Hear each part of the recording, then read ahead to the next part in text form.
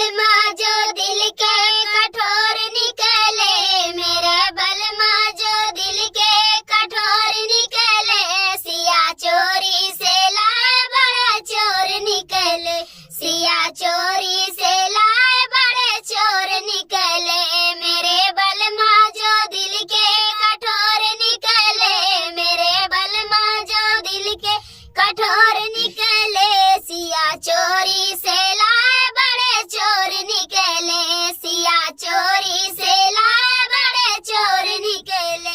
रानी मंदोदरी कहती दशानंद से, रानी मंदोदरी कहती दशानंद से, पार पई हो न ऐसे तू भगवान से, पार पई हो न ऐसे तू भगवान से, बीरगाहों में पिया कमजोर निकले, सिया चोरी से लाए बड़े चोर निकले, बीरगाहों में पिया कमजोर निकले, सिया चोरी से लाए बड़ा चोर निकले, मेरे बलमा जो दिल के कठोर निकले, मेरे बलमा जो दिल के कठोर निकले, सिया चोरी से लाए बड़ा चोर निकले, सिया चोरी से लाए बड़े चोर निकले। जब से सीता को लंका में लाए पिया, जब से सीता